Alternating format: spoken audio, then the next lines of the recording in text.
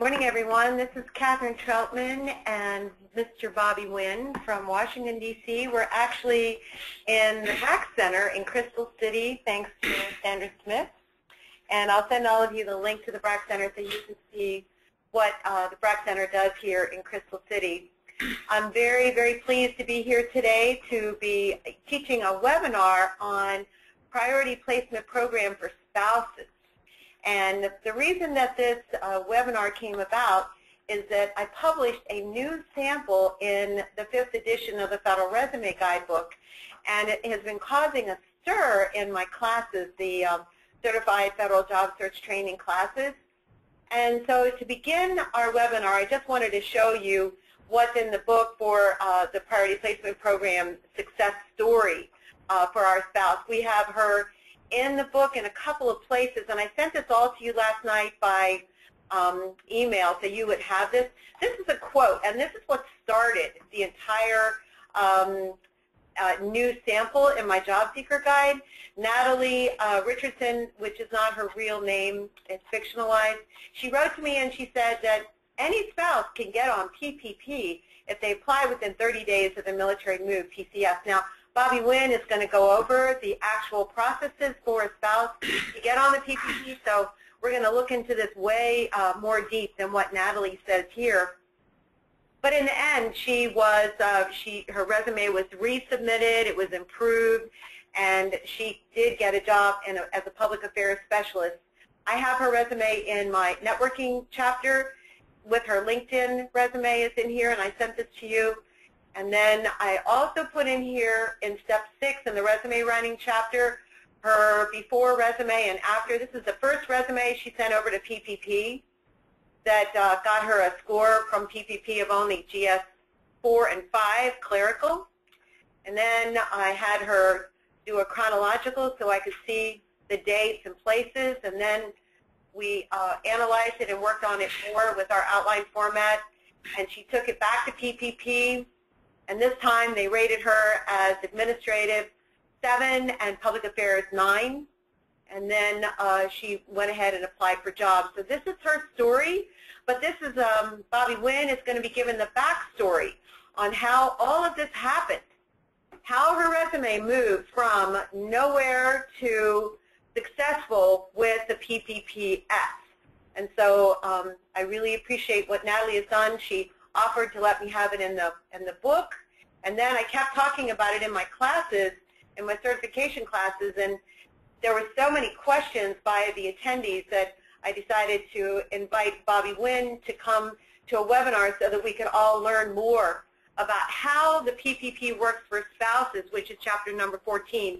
So I'm going to turn it over to Bobby Winn. Now you have the story of how this came to be, and you know it's a success for one of our clients in my book and other people. And what I would want and what I hope from this webinar is that you will learn how to do this for your own clients and help them to navigate PPP-S in order to land a federal job. So thank you, everybody, and here we go. Introducing Mr. Bobby Winn.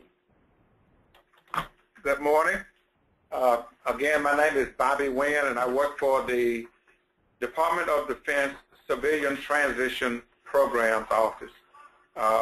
We fall under the responsibility of the Undersecretary of Defense for Civilian Personnel Policy.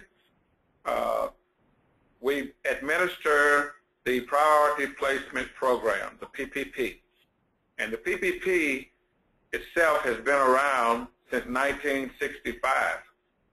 Even back in the mid-1960s, we had a need to register folks in a program that had been people that had been adversely affected through no fault of their own.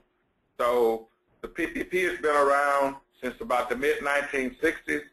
Overall, we have placed over 260,000 DOD employees, which include military spouses, through the PPP up to date.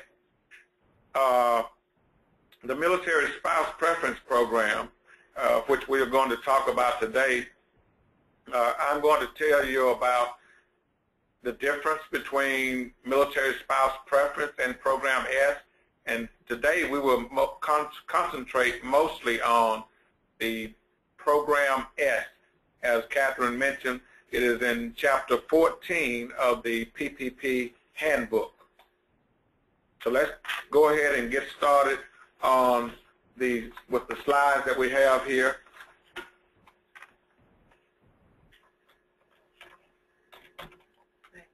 First of all, as far as references are concerned, Program S and the military spouse preference is part of law.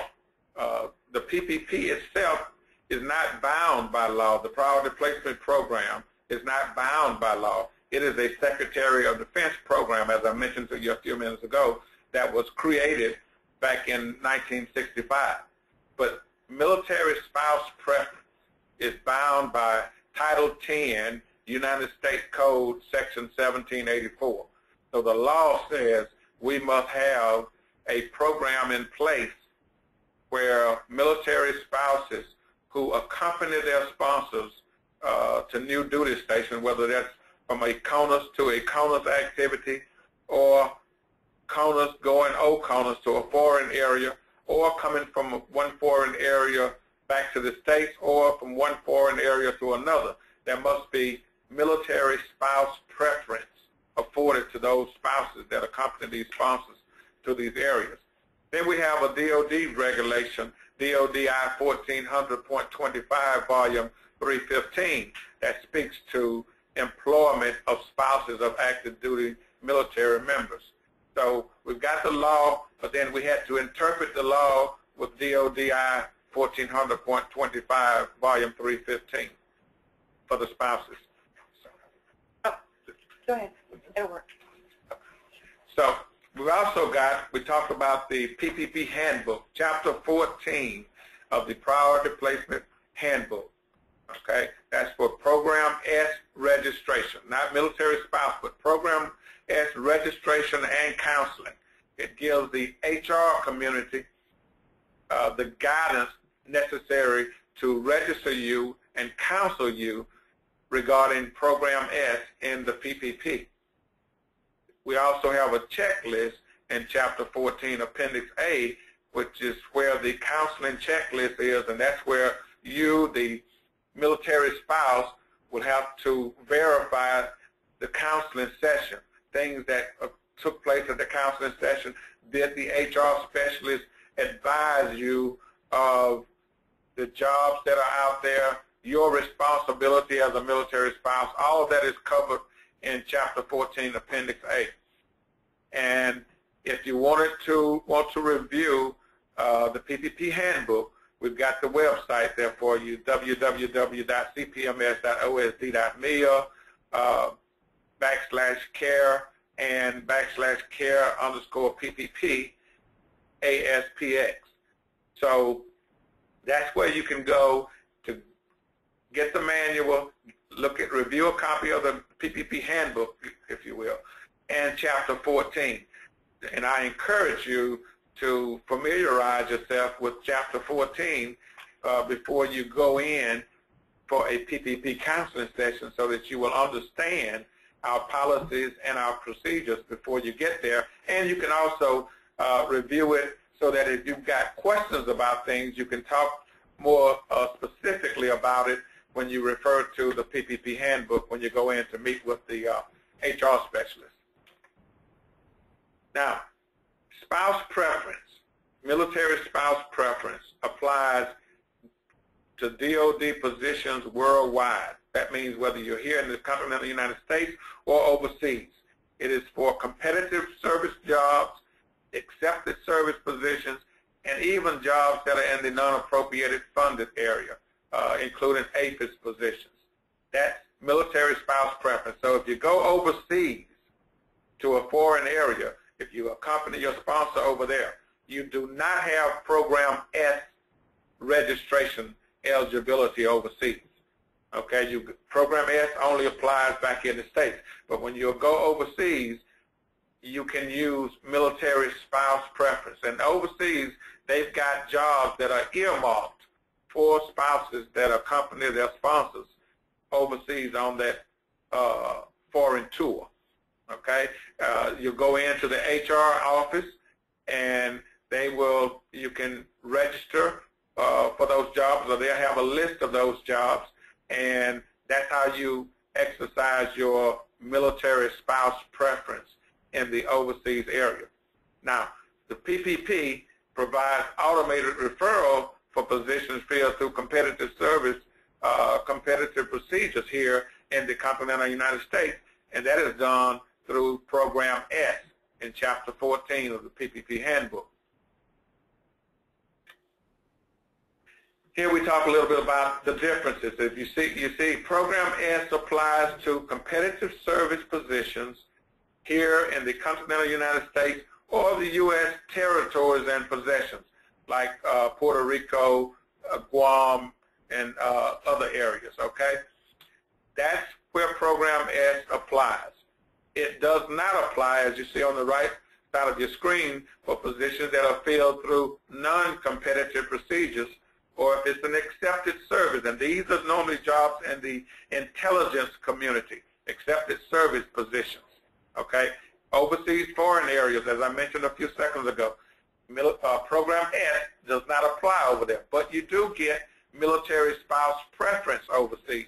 And as I mentioned on the previous slide, those non-appropriated funded positions, you don't get Program S because NAF positions, as non-appropriated fund is referred to, those positions are not subjected to PPP clearance. And those employees in the NAF jobs don't get to register in the PPP. But NAF has its own outplacement program, and it has its own, even if you're in a foreign area, NAF has its way to grant you military spouse preference, okay? And that's what you will be using on the right side of the screen. Also, OPM and DEU announcement. So not all jobs that you see out there in USA Jobs can be used for Program S PPP eligibility, but you can use military spouse preference for those jobs out there in OPM. And what has to happen is if it's a DOD position, the DOD Human Resource Officers should have a procedure in place where you would be afforded military spouse preference for those jobs that are announced out there on OPM and through Delegated Examining Units, DEU, okay? And the Component Career Program, same thing. No Program S, but you can exercise military spouse preference if you're eligible for it. Now, spouses must be referred through Program S in order to receive that preference for competitive service jobs in the U.S., and this is for the Department of Defense jobs, okay? And again, the exception is those OPM, DEU announcement and component career programs. And again, those who use military spouse preference, and you can apply for those jobs, and it kind of works like this. On a DEU announcement, Delegated Examining, or OPM announcement, the 10% veterans or 30% veterans are the first ones, and then you have a 5-point veterans, and then the military spouse preference will come in before the non-vets. That's typically how the ranking order will be on a referral certificate if you apply for one of those DEU announcements. Also, when you register in the PPP and you match a job through Program S, you must also adhere to the competitive procedures. And if that means you have to submit an application, you have to answer questionnaires, you have to respond to knowledge, skills, and abilities as it relates to the job, you must do all of that. And then you are rated and ranked along with the other competitive candidates for that job. And if you, as a military spouse, rank among the best qualified, then you will be automatically offered that job ahead of any other competitive non-military spouse that competed for that job. So that best qualified spouse blocks the selection of another competitive candidate that is not a military spouse. Now, if several military spouses apply for the same job, then those spouses will be referred to the selecting official, and the selecting official can choose among among those spouses which one he or she would like to select for that job. But bottom line, military spouse that is best qualified will block the selection of another competitive candidate. But you have to be among the best qualified. And that is determined, and if we're using a ranking system, sometimes you'll see under the ranking system, you have to score 90 or above to be among the highly qualified or best qualified, and then just qualified if you score a 70 or to 80, 70 to 80. So that's how it's done, but the highly and best qualified is normally the highest scores in a range probably from 90 to 100. Okay, so that's how you get to be among the best qualified. Let's talk a little bit about the eligibility.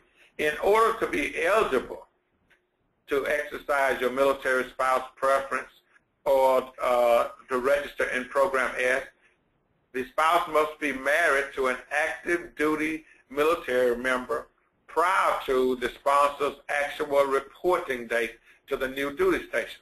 You must be married to that person before that sponsor moves to the new duty station. So in other words, if a sponsor is at a duty station and marries while at that duty station, the spouse cannot exercise that Program S or military spouse preference until the sponsor then leaves that duty station and goes to a new duty station via PCS. Okay? Must meet all pre-employment criteria.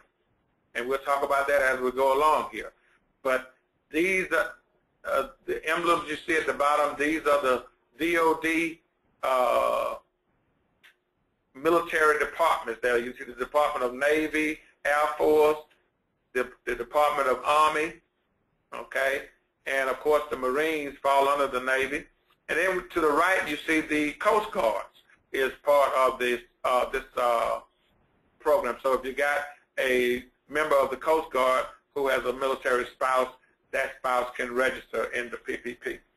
Bobby, we've got a question here on the slide before, so if you could go back one slide. And Brenda is asking a question here. She would like to know, can you repeat the order of spouse preference where it fits into the category rating?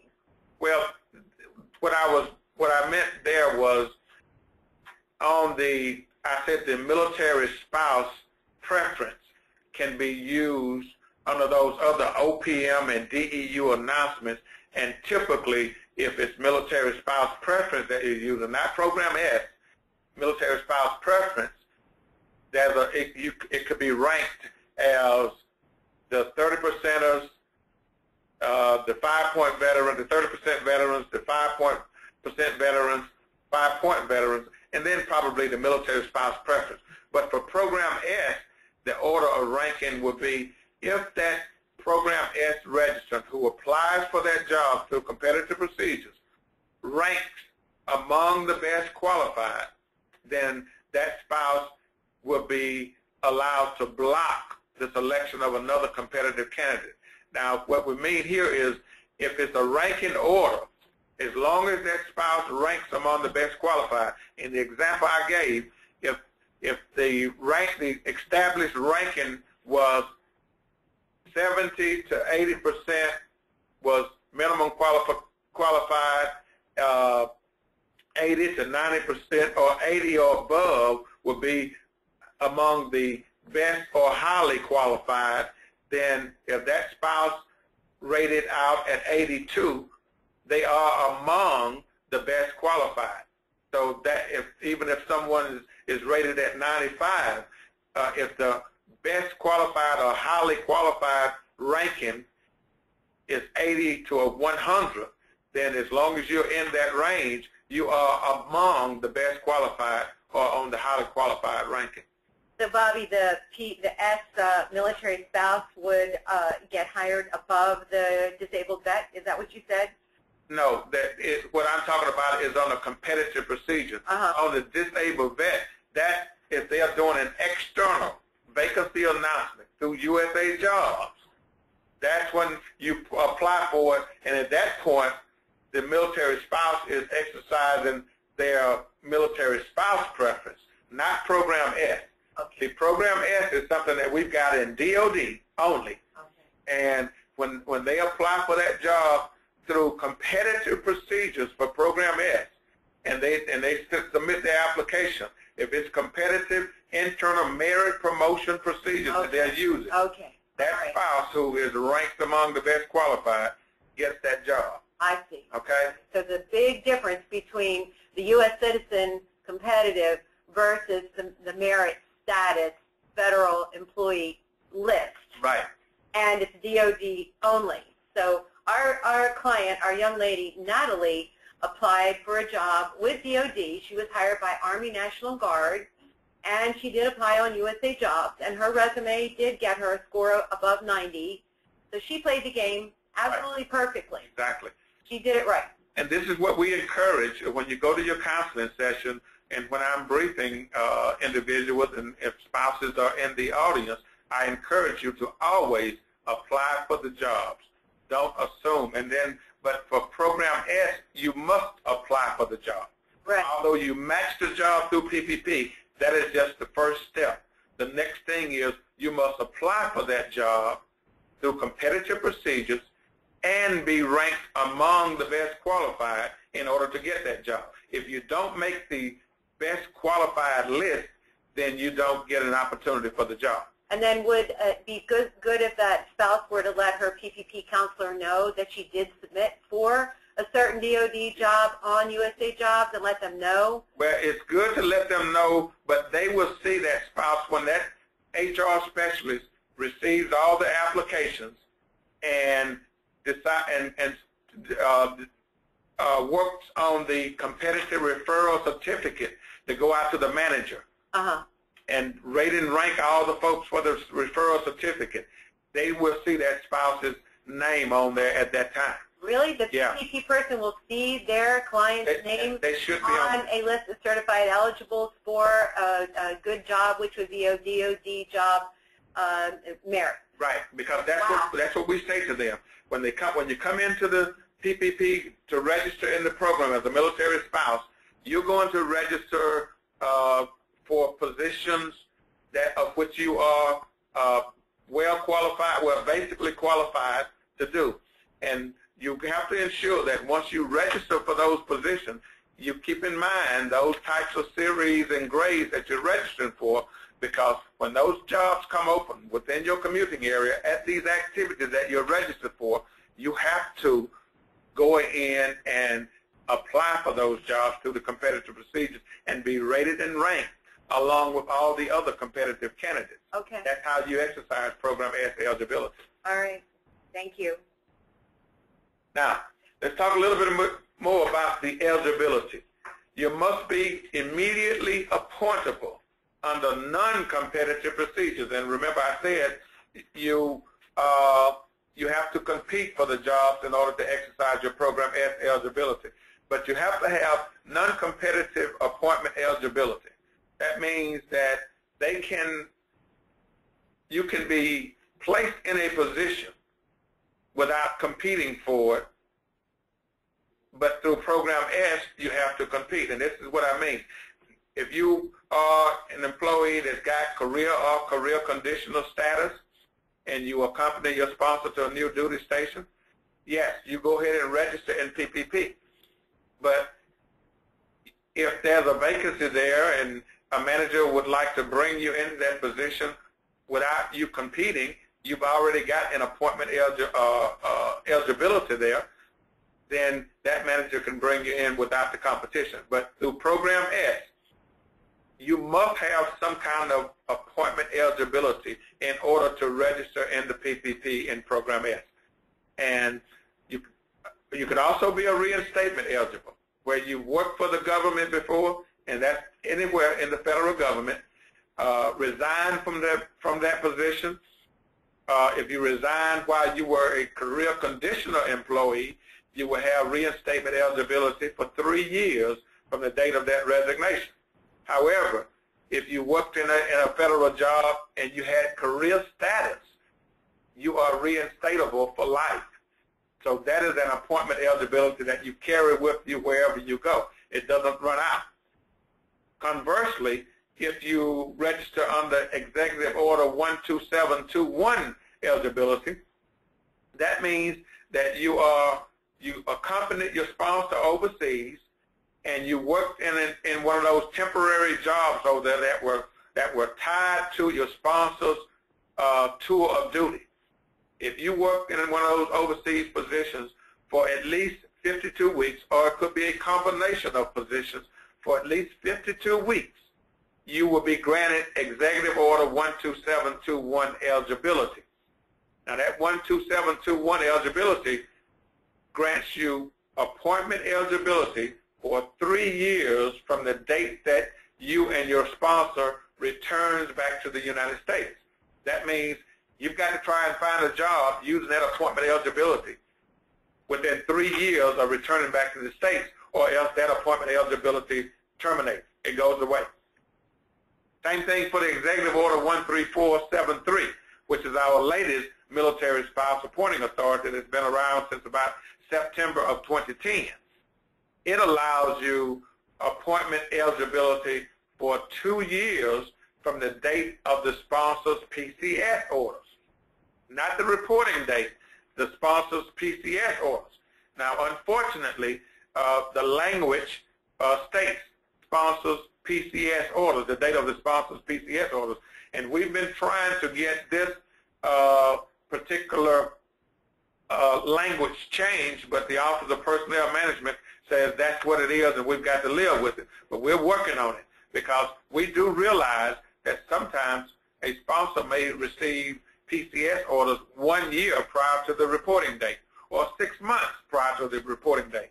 If that happens, then you've already used up 1 year of your eligibility before you even report to the new duty station, and we don't think that is fair to the military spouses.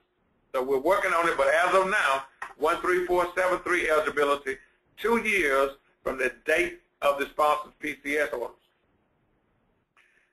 Or if you've got an OPM interchange agreement, we have that with the non-appropriated fund employment people, the NAF folks. We have an interchange agreement. So if you worked in a NAF position overseas under the interchange agreement, you can still come into one of our appropriated funded positions in the DOD.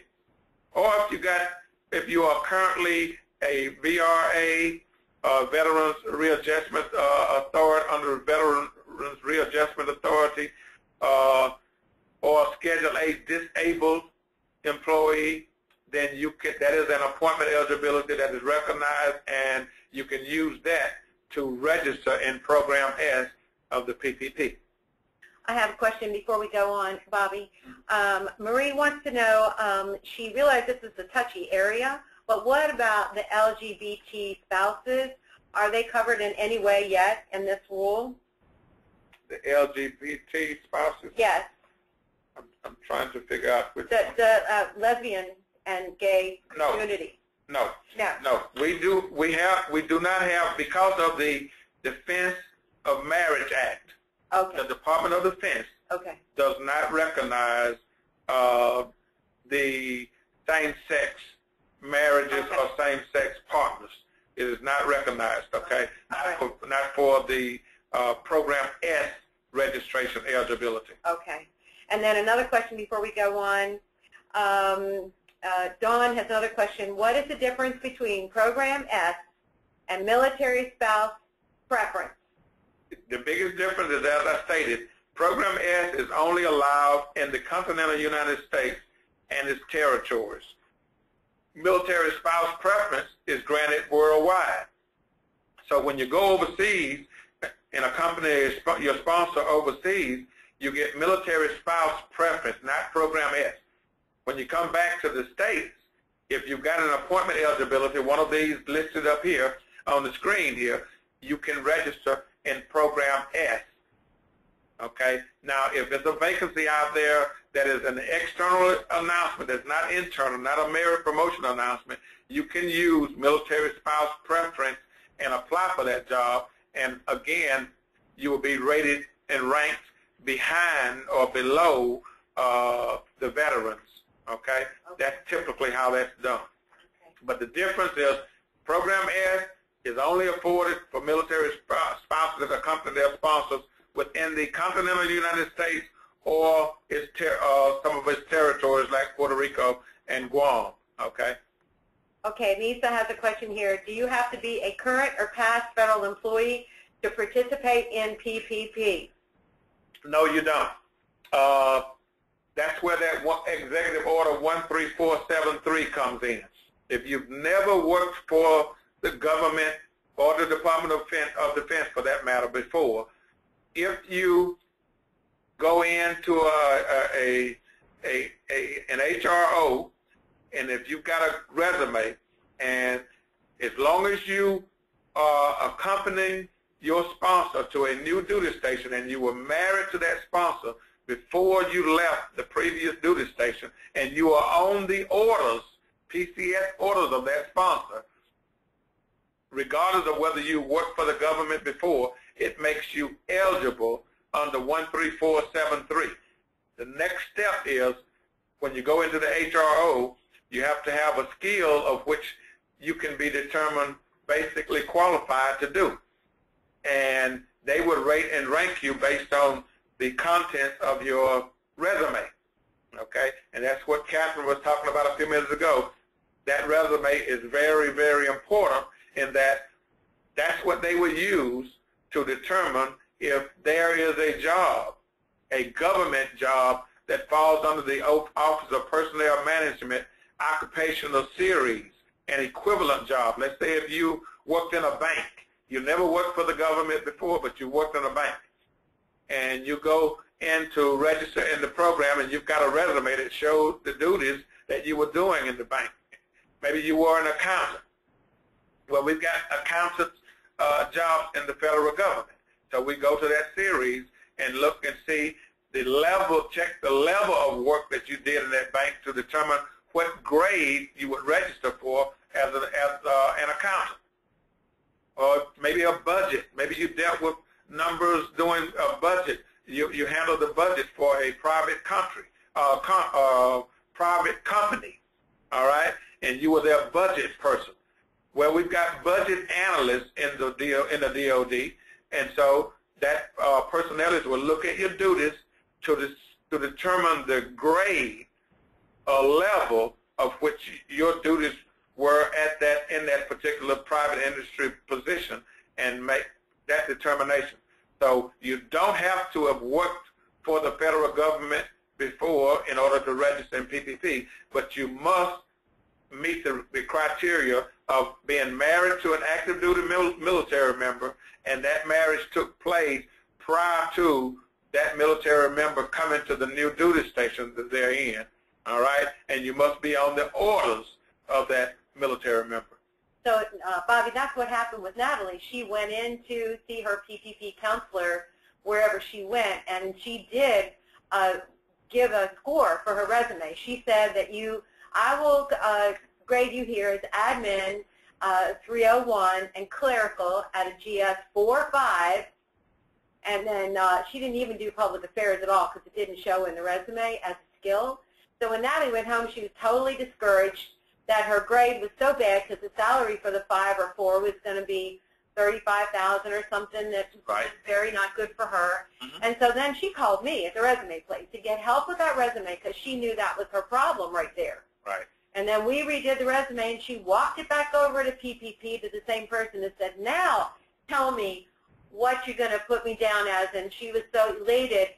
The resume made the difference because she was then scored as a 7 for admin and up to a 9 public affairs. Right. So they could see right away what her skills were. So that the resume was where it made a really big difference for her right there at that meeting. Right. That resume is very crucial because that's going to make the determination as to the highest grade, GS grade, of which you can register for in the PPP. And if the resume doesn't reflect GS9, if it reflects minimum skills at the GS4 or GS5, they cannot rate you any higher than that. Okay? Okay. Let me take you to the next one. Here we go. So, again, the key thing for registering in PPP and Program S, the spouse must accompany the sponsor via PCS. That means they've got to be on the PCS orders, permanent change of station orders, to the new permanent duty location. And you notice we've got permanent duty location. So if they go off to a school that is 6 months, that's not permanent. Okay? It has to be to a permanent duty location.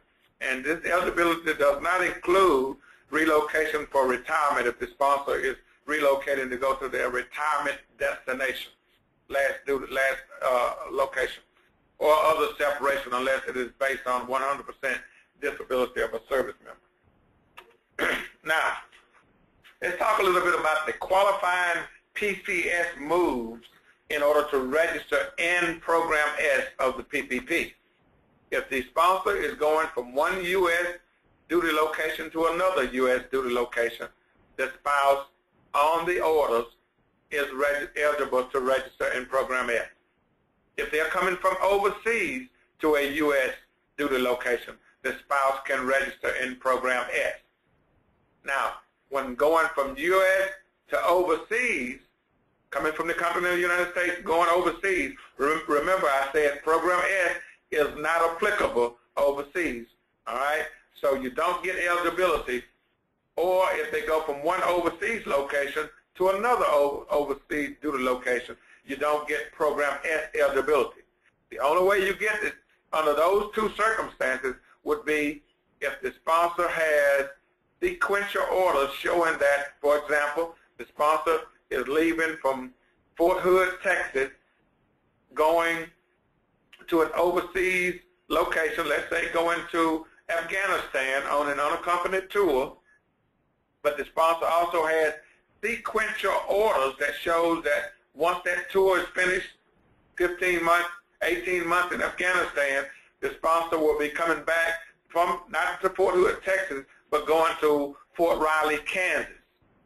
Okay? If that's the case, as long as that spouse has those orders and the sponsor has those sequential orders, that spouse can go to Fort Riley, Kansas and register in the PPP when that sponsor goes to Afghanistan on that unaccompanied tour.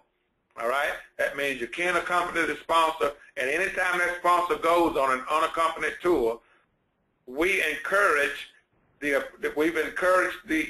military departments over the last 10 years to ensure that they also cut a set of sequential orders for this purpose so that the spouses can then have somewhere to go and register in PPP because they can't accompany the sponsor on those tours.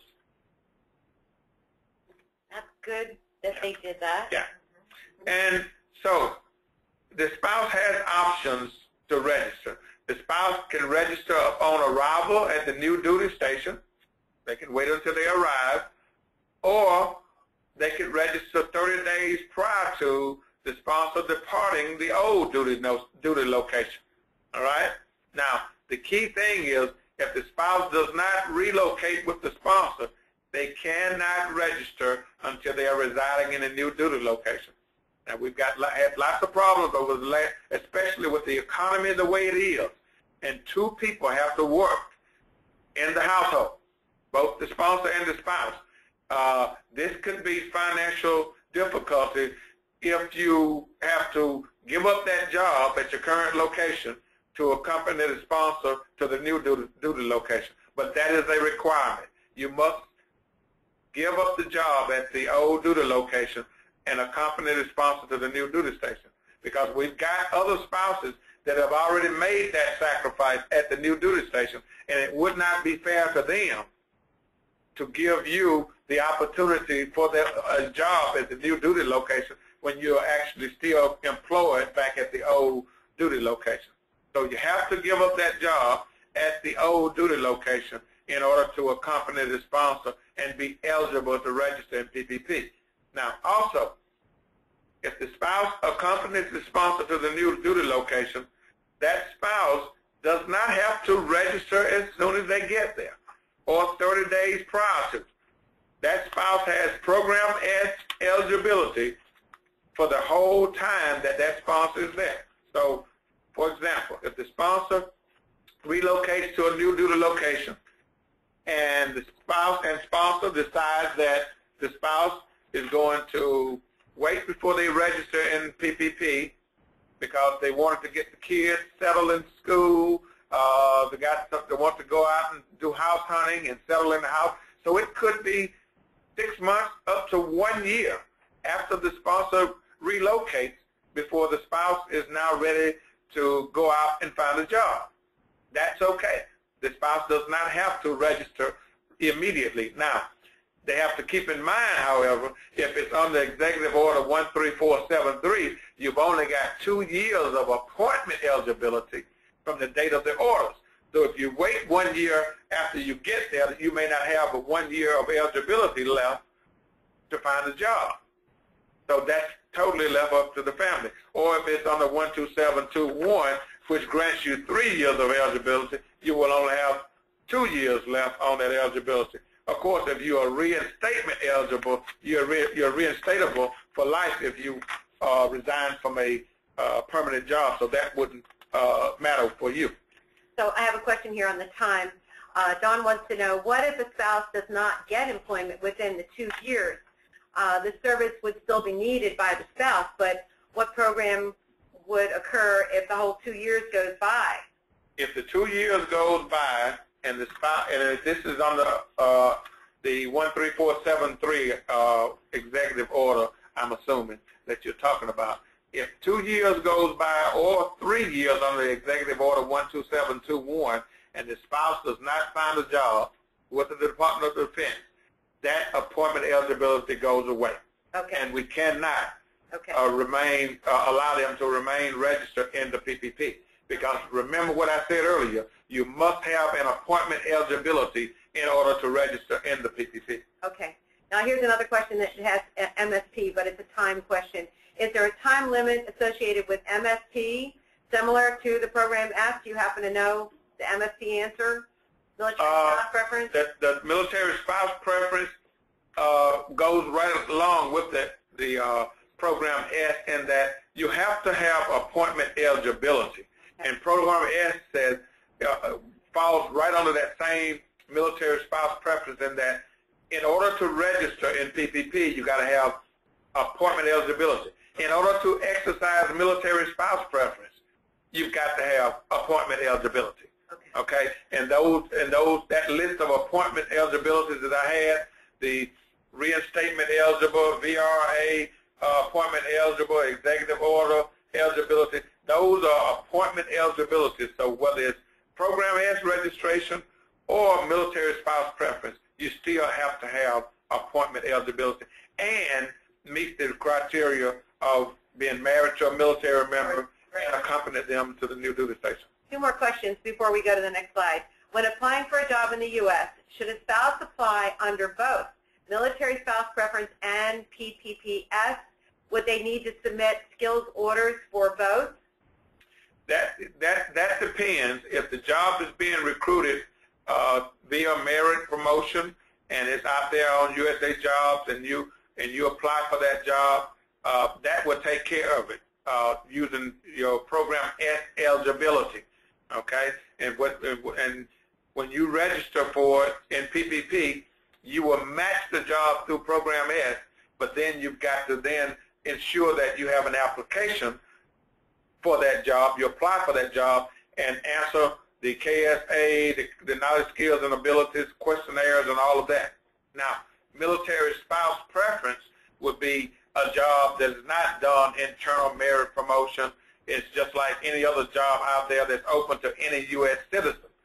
Those are jobs, when you see for any U.S. citizen, those jobs, you go ahead and apply for those jobs because, as I said on about the second or third slide, Program S does not apply when they are filling jobs through delegated examining unit or those external announcements like that. Okay. Okay? All right. Thank you. Now, continuing on those registration options, if you decide, a military spouse decides to register 30 days prior to relocating to the new duty station, they go into an HRO at the old duty location before they depart. And we say an A-coded office, and we just mean by A-coded an office that has the capability to register you in the PPP. Some HROs don't have that capability. Then they can't, that's not an A-coded activity. That means A-coded means office, an activity, an HRO or human resource office that has the capability to register you in PPP. So you can do that 30 days prior to relocating, and then once you get to the new duty station, you must go in to the HRO at the new duty station and update that registration, because now you've got to give them your newest phone number, your new address, and when you get to that new duty station, that new HRO, that specialist, knows about all the DOD activities within your commuting area, and so you may have been at the old duty station, and that HRO didn't understand that. So when you get to the new duty station, they go, you could end up registering for additional DOD activities in the PPP when you get there. So that new duty station is very critical. So you got, if you register 30 days prior to relocating, you must, when you get to the new duty station, go in and update that registration, or else that registration will be deleted from the program. All right? Because remember, that old duty location, they're the ones that's going to be getting matches for you before you get to the new duty location. So once you get to the new duty location, ensure that you go in and register and update your registration. Now, when you decide that you want to register in the PPP, you must bring in with you to the HRO a current, accurate, narrative resume. Okay, it must be accurate in that it must you must ensure that you clearly describe your skills in a particular job that you've been in. Okay, it's got to be current and up to date. You must also provide a copy of your sponsor's PPP-S orders, your last performance appraiser if your last job was with the federal government, a copy of your last performance appraiser. If you've never worked for the government before, then you don't have to, military spouses don't have to have a performance appraiser. We're not going to ask your civilian or private industry office to provide us with that. Proof of your executive order eligibility. That's that 12721 or 13473 eligibility. And if you work for the government, a completed SF-75, which is a request for preliminary employment data. That's, again, only if you work for the government. If you've never worked for the government before, then the two things that you're going to have would be a current resume and your sponsor's PPP-S orders and your marriage, a marriage certificate. When you get to that new duty station, they'll ask you for that also. Now, spouses must meet minimum qualification standards in order to register in PPP. Unlike anyone else in PPP, we allow the spouses to register under minimum or basic OPM qualification standards. Everybody else in the DOD PPP must be what we call well qualified in order to register in the PPP. Well qualified we define as someone that possessed the knowledge, skills, and abilities to successfully perform the duties of a position without being trained or with minimum orientation. But for the military spouses, you are not subjected to that well-qualified criteria. You only have to be basic or minimally qualified to do the job. And what that means is under Office of Personnel Management minimum qualification standards, let's say, for example, if it's a GS-7 job. As long as you, on the minimum qualification standards, as long as you've got at least 52 weeks of specialized experience at the GS6, which is the next lower grade, you are minimally qualified for a GS7. Well, in PPP, on the well-qualified criteria, you must have the skills at the 7. You must have worked at the, perform those duties at the 7 level. So the spouse doesn't have to be subjected to that same criteria.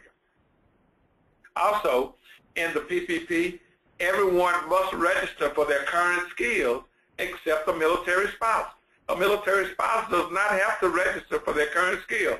So if a military spouse accompanied a sponsor overseas and they work in a position overseas, let's say as a budget analyst overseas, GS9 budget analyst, and they accompany the sponsor back to the continental United States and they want to register in Program S, that spouse does not have to register as a budget analyst. That spouse can register for some other job of which they are basically or minimally qualified. Whereas everyone else in PPP would have to register as that budget analyst GS9. That, at a minimum, they must register for that. But spouses does not have to do that. So spouses get two things here. They are not subjected to well-qualified criteria. They can register for jobs of which they are basically or minimally qualified, and the spouse does not have to register for their current job skills. But Bobby, still, they need to write the best possible resume that they can, making those skills that they do have presented the best possible at the highest possible level. So the way to, if you work on your own resume and want to build it up, is to study an announcement. Let's say Natalie wanted to go for Public Affairs GS9. So what she didn't do before she worked on her resumes was go find USA Jobs announcements for Public Affairs Specialist GS9 and read it and match her resume to that. She didn't know to do that, didn't do it, had no idea she had to work on her resume before walking into the HR office to meet with PPP. Right. She thought they were going to help her find a job. She had no idea that, yes, they're going to help her, but the resume is the tool to, she must match at least the eligibility for the position. That is correct. So the whole thing works only if the resume is very good, targeted, and written at the right grade level. Otherwise, then you will not be pleased with results. That's a very great point, Kathryn, and that's the key thing, that narrative resume. The resume will drive it all, because if you go in with a less than adequate resume, number one, we've advised the HR specialist to not allow people to register if the resume is not adequate. Right, right. Okay? Right. So that's number one. But even if it's adequate, you want to give the resume to represent your skills to the maximum. Right. Okay? And that means if you've served as a public affairs specialist, you need to make sure that you write at least a full paragraph describing your skills that you performed while a public affairs specialist. Right. So that specialist have a clear resume in front of them that shows them you can do the job at a certain grade level. It has to be on paper. Right. If it's not on paper, then it didn't happen, and you won't get the grade you want or the occupational series you want. Or if you apply for the job on USA Jobs and you don't get the eligibility, then PPP cannot help you out. Exactly. Exactly. So you've got to play the resume game while you do all the other programs that are set up to help the spouses. And that when we're finished with your PowerPoints, I'm going to go back and look at that Natalie's resume that got her the Public Affairs 9. Right. So that we can see what a good resume looks like for PPP-S and for USA Jobs HR, because that resume did hit the mark. That's great. That's great. Now, so when you're registering in the PPP as a military spouse, if you're registering using your 13473 appointment eligibility, then you can register for the highest grade of which you are basically or minimally qualified. That's the 13473 eligibility, which means you accompany your sponsor to a new duty station and you were married before and you were on the PCS orders, you can use 13473 for 2 years from the date of the orders. And that particular eligibility, highest grade for which basically qualifies. Now, that Executive Order 12721 eligibility, remember that is when you were overseas and you worked at least 52 weeks in one of those temporary job in nature jobs over there, and now you come back to the States with your sponsor and you're exercising 12721 eligibility for 3 years from the date that you return back to the States. In that particular case, it's the highest grade held, okay? So, for example, if you were over here in the continental United States and you worked as a GS5, and then you went overseas with your sponsor and you got a job as a GS7, and you worked at least over there in that job, and you got Executive Order 12721 eligibility, when you come back to the States, although you were in a GS5 permanent position before you left the States, based on the fact that you worked overseas in that temporary job as a GS7, we consider that your highest grade held, and we will allow you to register at the GS7 for the 12721. Spouses registered on the basis of other non-competitive appointment authority, that would be the VRA appointment authority, or reinstatement eligible, it's the highest permanent grade held, okay? So if it's reinstatement, it's going to be the job that you held before you resigned from the federal government, the highest grade that you held, all right? So you got 3 things going on here. If it's reinstatement eligible or reinstatement eligible, it's the highest grade that you held on a permanent basis. If you're using that Executive Order 12721, it's the highest grade held, all right, whether it was permanent or overseas on one of those temporary appointments. The 13473, however, that is the highest grade for which basically qualifies. So an example here would be if you've got a person, if you are a spouse and you've got a master's degree and you accompanied your sponsor overseas and you worked in a job at a GS5 and you did it for at least 52 weeks and you come back to the States and you want to register in PPP under 12721, you're going to register at the GS5 because that's the highest grade held. But if you use 13473, it's the highest grade of which basically qualifies. And if you've got a master's degree, you can qualify for up to the GS9, all right, with a master's degree. So that you've got that option. You can use 13473 and register at the 9 level if you're basically qualified, or you can use 12721, but you can only register at the highest grade held, the GS5. Just remember, though, when you use the 13473, you've only got 2 years of eligibility from the date of the order. 12721, you got 3 years from the date you come back. So you could end up registering at the 9, not get a job at the 9, but you remain registered. Your appointment eligibility runs out at the 13473. Then you go back into the HR office and say, I now want to register under my 12721 because I got 1 more year of eligibility left. But now you go from the 9 down to the 5 because that's the highest grade that you held. Bobby, both of those 2 laws that you were quoting, are those both PPP-S laws? I forget what you had on that slide back then. They are still, they apply to PPP Program S eligibility. Okay. When you're talking about registering in the PPP. Anytime I mention registering, we're talking Program S eligibility. Okay. Okay? Now, so that's the highest grade of which you can register. The lowest grade of which you can register in the PPP and Program S will be the lowest grade of which you are available, unlike anybody else in PPP, because in PPP, everybody else other than military spouses can register only 3 grades below their current permanent or retained grade. So a GS9 can register down to a GS6. for everybody else. But a GS-9 military spouse can register down to a GS-1 if they want to. They can register as low as they will accept. Now, if you register, if you're GS-9 and you register down to a GS-4, if we offer you that job, then that's going to be your one valid job offer because you've indicated, I'll take a GS-4.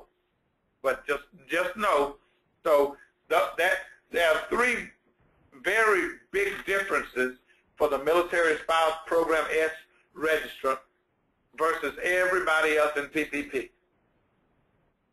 Two of them you saw on the previous slide where I was talking about you're not subjected to the well-qualified criteria. You don't have to register. Number two, you don't have to register for your current grade. And number three, you can register as low as you would accept or you are available, whereas everybody else can only go 3 grades below their current permanent or retained grade. Bobby, big advantages for military spouses. I think the three grade rule is a good one. if you want a 9, go ahead and say you'll take, let's say, a 7. But if you want a 9, saying you'll take a 4 is probably not a great idea. Maybe a 5, but it's always good if you can know what you can live on to get in the door and get that first position so you can move up in your career. But that is a good point. But what I caution about that is, how bad do you want a job? And if you are a GS-9 and you go to an installation, you PCS with your sponsor, and when you go in to register in PPP, you should ask the question to the HR specialist. Do you have these skills in the GS-9? Are you doing much recruiting for that? No. What are you doing most recruiting for? Most of the jobs the real recruiting for right now are at the GS-5 level. Well, if you really want a job, now you can register at the 9 and say, I don't want anything but a 9, high grade 9 and low grade 9. That's up to you. But your chances of getting placed decreases. But it increases the more grades that you say that you are available for. It increases your chances of getting placed through PPP. Now, once you get placed through the PPP in that GS-4, that doesn't prohibit you from continuing to apply for other jobs through competitive procedures. It's just not through PPP. So you apply for the 9, you get selected for a 9 through open competition, you get the job. But the GS-4 gives you something to continue with a salary until you find the GS-9. Okay.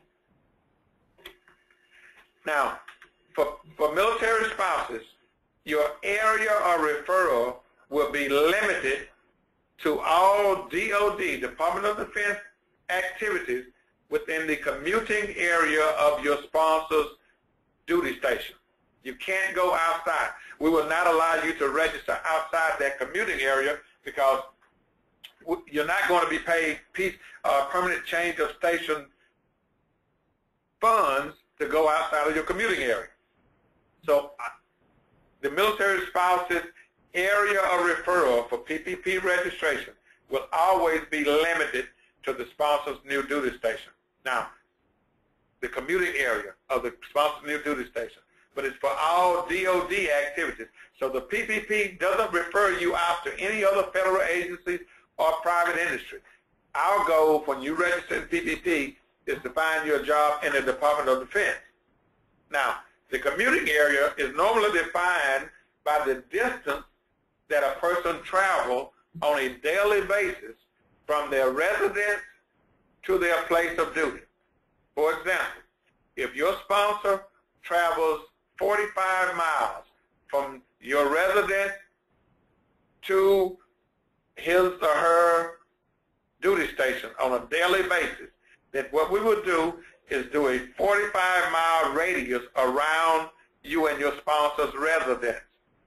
And all DOD activities that fall within that 45-mile radius around your residence will be within your commuting area. Anything outside of that, you're not going to be referred for through Program S. Now, if you go out on your own and find a job 60 miles away, that's on you. You won't get that through the PPP. That's what we're saying. Before we go to the next slide, I have an important question here.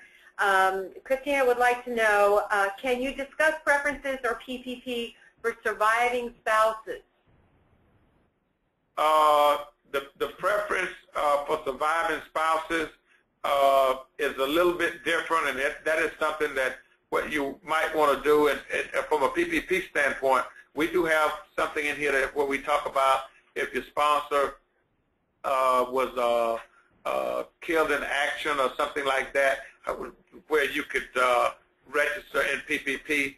But that is something that you probably want to look at some of our language on our website at www.cpms.osd.mil to look at that, because that's a little different than your normal spouses, and I don't want to try and expound on that without having that particular language there in front of me. Okay, thank you.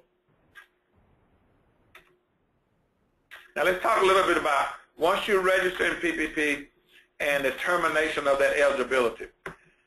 Your eligibility for Program S registration will be terminated if you accept what we call a continuing position in a federal agency, any federal agency. That means if you go out on your own and find a job in another federal agency, we're going to take you out of PPP. Even if you're in NAP job or APHIS job, if you find a job on your own, when we counsel you, we're going to let you know. If you find a job on your own in another federal agency, you need to let us know so we can take you out of PPP. Now that doesn't always happen, but we would like for you to let us know. All right? We define a continuing position to be a permanent appointment with a fixed work schedule. And then a non-continuing position would be one of those temporary or term positions, intermittent or seasonal positions. Okay, those are considered non-continuing. So if you accept a continuing position, which would be a permanent appointment, permanent position in any federal agency, then your appointment, your eligibility for registration will be terminated at that time. So when we're talking on this chart, we talk about what allows you to continue your preference and when will it be terminated. If you accept or decline a full-time permanent position that is offered through PPP, your preference will be terminated, whether you accept it or decline it, because our job is done. We found your job. We've offered you a permanent job, and if you accept it, you go on to that job. If you decline it and say, I don't want it, maybe you found a better job on your own, that's okay. But our job as a Department of Defense, we have done our job when we find you that permanent full-time position. Now, if we offer you a part-time permanent position, if you register in PPP and said, yes, I will accept a part-time position, then that would be a valid job offer for you, and therefore, whether you accept it or decline it, you're going to come out of PPP. However, if you did not say that you are available for part-time positions, and we offer that to you, and you decline it, then you will remain in PPP. In other words, if you say you want a part-time position and we offer you a part-time permanent position, then that's a valid job offer. And then you're going to come out of PPP. You will be taken out of PPP upon accepting or declining it. Now, the intermittent, permanent, seasonal, temporary term positions, if we offer you one of those positions, non-continuing position, remember, and you say, no, I do not want a temporary position. First of all, you're not going to be referred for those positions unless you say yes when you sit down at the counseling session. I am available for, I want to be made, available for temporary and term or intermittent and seasonal positions. That's the only way we're going to refer you. If you get referred, if you say yes and you get referred and we offer you a temporary or term position and you say, no, I don't want that, what we're going to do with your registration is go in and say no for being available for those, and you will not get any more referral for temporary or term positions. However, you will remain in PPP for permanent positions. All right? So if you decline a temporary term, intermittent or seasonal, we're going to take you out of PPP for that, but you will remain in PPP for a permanent position. Okay? You don't lose your eligibility unless you are offered a continuing, which would be a full-time permanent position. Along those lines, if you accept a temporary or term position that's going to last more than 60 days, we will take you out of PPP for any further referral for temporary or term positions. You will still remain in PPP for those permanent jobs, however. Okay? If, for example, you are offered a job through PPP, a temporary position that's going to last 1 year. If you accept that job, we're going to take you out of PPP for any further referral for temporary jobs. Once you get within 60 days of that appointment termination date, we will then put you back in PPP because now you're under 60 days for that temporary job. We'll put you back in PPP for further referral for temporary and term positions. Okay? So, Bobby, how would the PPP HRO know that this employee accepted the 60-day temporary position? Would they know that automatically? Yes, because they're going to be the one that offer them the position. I see. And then they'll keep this person's spouse account up to date that it's their 60 days, and then they'll trigger them back up. But it would be a really good idea if the military spouse stays in touch with their HRO representative, right, and kind of keep communicating with them or meet them or something? You should always, if you're registered in PPP and at 30 or 45, 60 days go by and you haven't heard anything about a job offer through PPP, you should contact the HRO and find out if there's other jobs of which you can register for. Maybe when you registered, you said, I'll take a high grade of a GS-9 and a low grade of a GS-9. I don't want to go any lower than that. Maybe after 60 days, you change your mind and you want to say, now I'll take a GS-7. Now you register high GS-9, low GS-7. Or you may have another skill that you didn't want to register for initially, but now, 60 days later, you'll take that skill. Okay, so the PPP HRO person could advise the spouse after 60 days, they can look at their account, they can look at any activity, and look at maybe the spouse could talk about what they've been applying to and just kind of review. Right.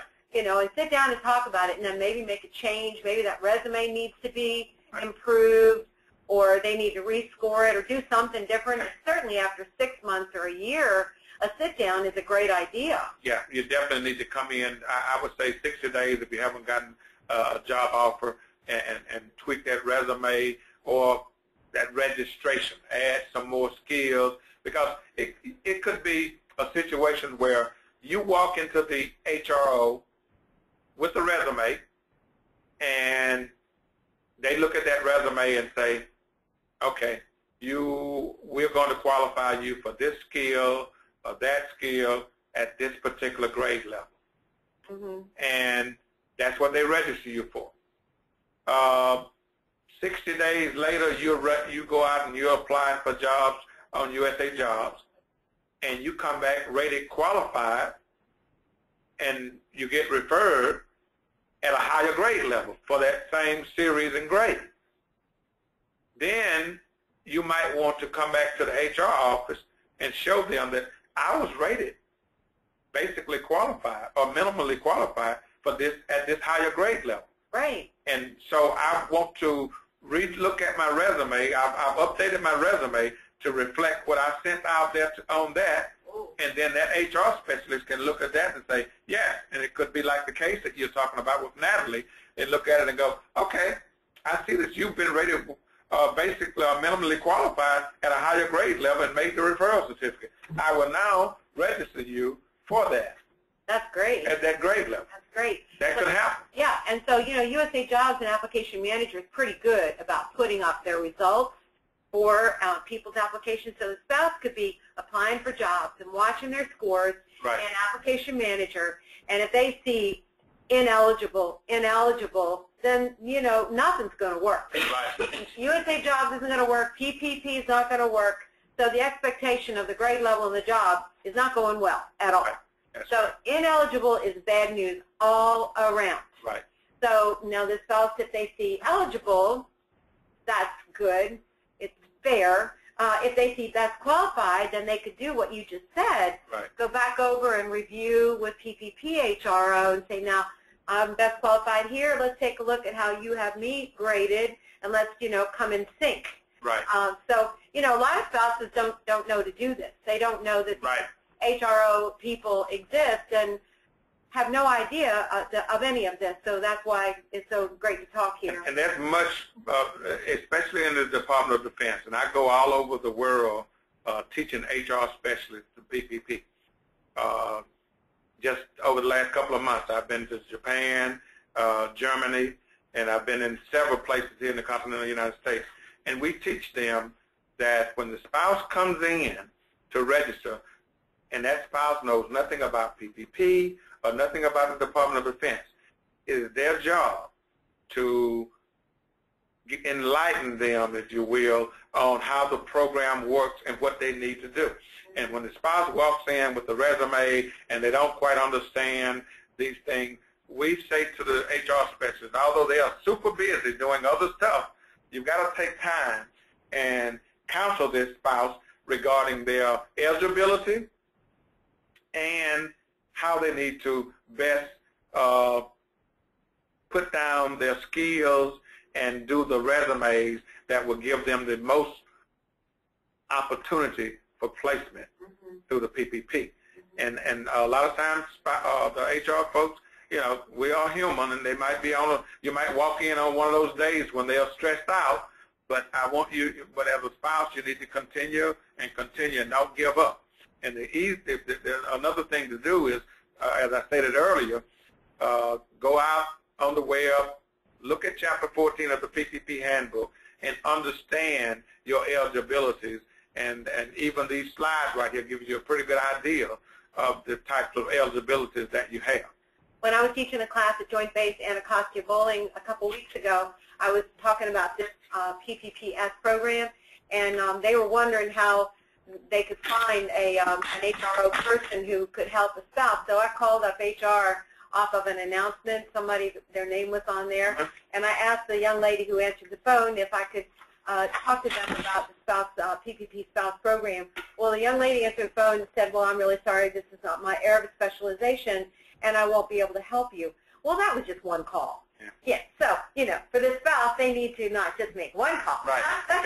They need to go on base, find the Human Resources office, look up the directory, find the names of that. What is that, the Schedule A office you said, the A category for HRO? Yeah, that's the one that's got the capability, Okay. A-coded activity, yeah, that's got the capability. But what I say to that response that you got when you call that HR office, what we say to the HR folks, that is not the right answer. Yeah. I don't know, well, if a spouse calls you and wants to find out where it is, then you need to say, hold on a minute, and you need to dig through. And I understand you're busy, but you need to dig through the paperwork you got, or look out on the system and find somebody, or put them on hold and go to your supervisor and say, who in this HR office can sit down or can talk to this military spouse regarding their eligibility. Because what I say to the HR folks when I'm out doing briefings, we in the Department of Defense are here because of the military member and their family. Right. And that's what we're here to do, is to support them. They are the ones that are out fighting wars and doing everything to protect our freedom. And we need to be, when a spouse comes in, and oh, by the way, to the spouses, I would like to say, make sure that you come in with the right attitude also, because a lot of times bad attitude and bad attitude don't work out. Okay. No. But definitely don't give up. And I hear from spouses every day. I've been trying to get registered for 3 months, and then I just got through with a spouse the other day whose sponsor, a lieutenant colonel in the military, called me and said, thank you for helping my spouse get registered in PPP. Although it doesn't come up to elevate to my level, but sometimes if you reach me, I'll be able to help you. But the HR folks are the ones that are supposed to be on the ground. The spouse walks in, don't know anything about the new duty station, just want to register in PPP. It's their job to ensure that they get them done. Well, that's good to know. I live near Fort Meade myself. I'm not a military spouse, although I was many years ago. And I'm going to find that HROA office just for my own information, see how many calls it takes, and I'm going to stay in a good mood through the whole thing. There you go. Good deal. Good idea. I'm going to stick with it. I'm going to smile, but I'm not going to give up until I can find an HRO who could tell me if that person does the PPP-S registration. Yeah, that's right. And every activity at Fort Meade is going to be the Civilian Personnel Advisory Center. Okay. If you go to Bolin Air Force Base, it's the Human Resources Office, but they're all the same. Yeah. Okay? And these folks are there to help the spouses if they come in to register. Are classes ever offered for the spouses? No, we don't have any classes offered. DOD doesn't. But each activity that's got military members should have a community service place where the spouses can go and sit down and get skills on how to write a good resume and all of these other things. But every military installation should have a place, an office there where the spouse can go to, other than the Human Resources Office, where they can go and assist them with the resume and other stuff like that. Well, those are the people who are on this webinar. We have 33 people in the webinar, and they're from Fleet and Family Support Centers, Airman Family Readiness Center, Army Community Service Center. We have all the transition employment counselors coming to hear Bobby Winn talk about PPP-S so that they can share this with their spouses who walk in the door, because this program has not been clear. And it's the first time I put it in my book, my 5th edition. So I'm thrilled to have the case and have Bobby here. I'm recording this so that more and more people will get to see it. Great, great, wonderful. Now, let's talk a little bit about things that might not be so comfortable to you. Termination of eligibility could happen if you, the spouse, is deemed to be determined that you failed to comply to competitive procedures for that particular activity of which you've matched the job. And what we mean by that is, if you register in PPP, when you go in for registration and you register for a number of activities, the next thing you need to do is keep an eye out on USA Jobs to see if that activity, if there are, they might have a local website. All military installations have a local website, and they may announce the job on their local website and on USA Jobs. But you've got to monitor that website on a daily basis after you register in PPP, because when you match a job at the grade level that you registered for in PPP, you've got to ensure that you apply for that job just like all the other competitive candidates do. And if that application process means that you've got to respond to KSA's, knowledge, skills, and abilities, or if you've got to submit a resume, or if you've got to be subjected to an interview, you must do all of those things if that is required of everybody that competes for that job. You have to do that. Failure to do so would render you ineligible for any further PPP registration eligibility. Okay? So you have to make sure you do that. If it's an interview, you got to go to the interview. You must adhere to all of that. Unlike anyone else in the PPP, I told you some good things in PPP, but all other PPP registrants cannot be interviewed, but you can as a military spouse. Those other people that I talked about that have to be well qualified and can only register 3 grades below the other DOD employees that are already on the road or about to be separated, a manager cannot interview them.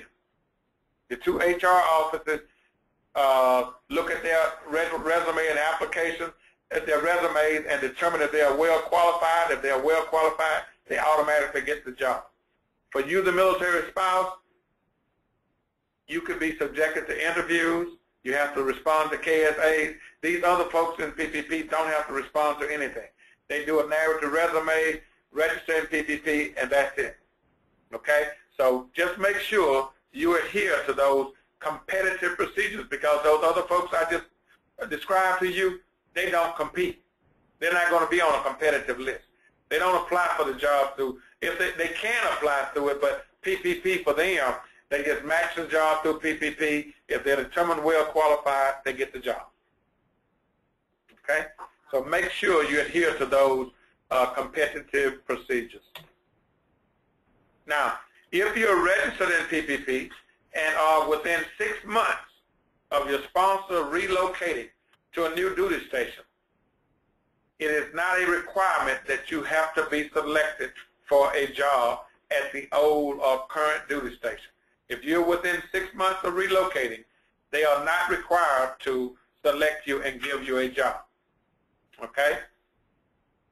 And preference is not applicable if placing a military spouse in a position would displace some other employee in DOD.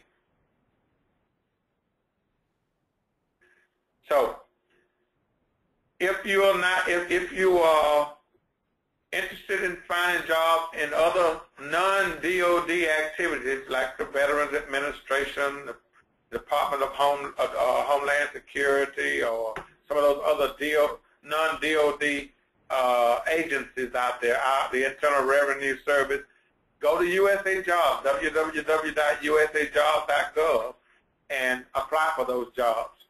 Okay, and if you want to, you need to let them know that you want to exercise your military spouse preference, and you can, military spouse preference, but you don't get Program S eligibility unless it's a DOD position.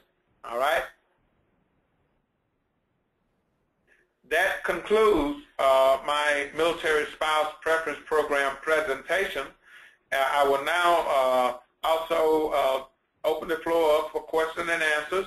If you've got questions, type them in. Kathryn will read them to me, and we will do our best to answer them. Otherwise, I thank you so very much for coming and attending the webinar.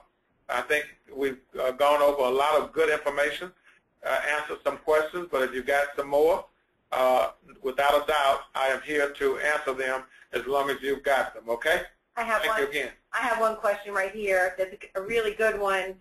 If a spouse is also a veteran, would you encourage registration in PPP or utilization of the vet preferences, or both? The answer is both. You should always use all of your resources to get a job. You use that veteran's preference and register in Program S, but you also use it to apply for other jobs out there, because that is a non-competitive appointment also. That means that if you find somebody that would hire you without even competing in the job, they can do it. You don't using that veteran's appointing authority, veteran's preference appointing authority. Okay? I want to go back over and look one more time at this successful resume that did get her the offer through USA Jobs and the PPP program. That's her little resume that was not the one that she used. This is the resume that she submitted to USA Jobs for the GS-9 Public Affairs Specialist. But also, before she even submitted to USA Jobs, it was regraded by her PPP HRO as a GS-7 admin and up to a 9 public affairs. And so the resume did hit as eligible. I don't know for sure if Natalie was eligible or best qualified by USA Jobs, but evidently that doesn't matter with PPP-S anyway. Right. In order to register, all you have to do is basically or minimally qualify. So when they saw this resume and looked at it, they were able to register her for the public affairs specialist position. Right. So this resume is the one that got her the 9 from the original review by the PPP was 4 or 5 clerical, and then to land the 9 position was probably 30,000, 35, maybe more thousand.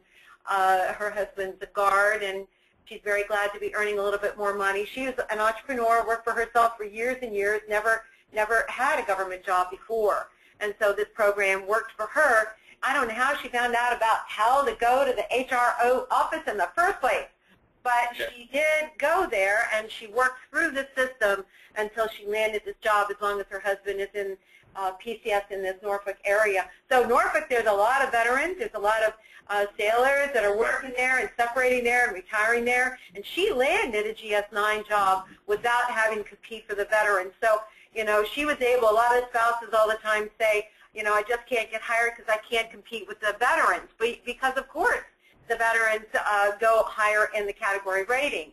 But on PPP-S, that is not the way it is. Exactly. On the PPP-S, on the PPP program S, the veteran preference is not applicable.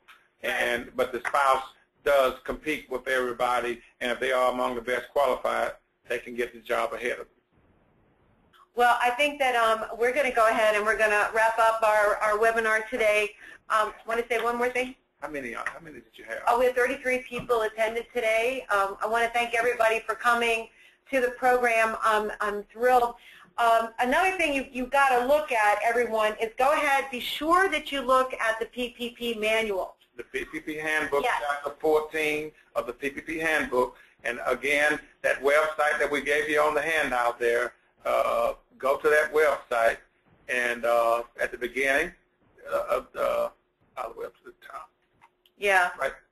No, up to the top of the beginning. Right there. There it is. Yeah. www.cpms.osd.mil. Right. /care, CARE, /care _ and that will do it. Okay. Yeah, and then another section in the guide, be sure that you also look at this chapter 10, the skills codes. Yeah. I know it's a little bit overwhelming, all the skills, it's like 10 pages of skills, but you got to, what we did when we worked on Natalie's resume was we looked at the skills codes, and we were determined to really match a certain set of skills codes as well as the occupational standards. So, and another thing, chapter 3 of the PPP handbook is very, very crucial for you, because that talks about your eligibility. So go to chapter 3 is the main chapter for registering in PPP, but then the spouses have a specific chapter, which is chapter 14. Right. Okay? But and that chapter is not very long either. The 14 is not that big. Not that long. But chapter 3 is, because chapter 3 talks about you must have acceptable performance and conduct and all the other things that goes along with it. Okay. And this is the way I developed our program, is just by looking at chapter 14. And what page is chapter 14 anyway? Just scroll all the way down. Keep going. 7, yeah. 8, 9, 10. There we 10. That's a skills codes chapter. That's one of my favorites because I'm the resume writer person, and so that's important to look at. Our positions are put in PPP with those occupational codes. Right. Those we call them option codes. They're option codes, but they kind of also they match the occupational standards over there. Yeah. So acquisitions is ACQ. Yeah. So you have to take a look at this. It's pretty technical, but this is how you get the good score. And let me go down to 14 real quick, and then we're gonna let you guys go to lunch, or let Richard, in Guam, leave.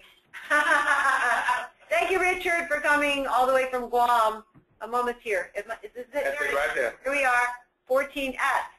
It's only 10 pages. Look at that. Yeah, but this right here starts out by talking about the Title 10. This is the law that gives you that spouse preference. And then we talk about the purpose of it here.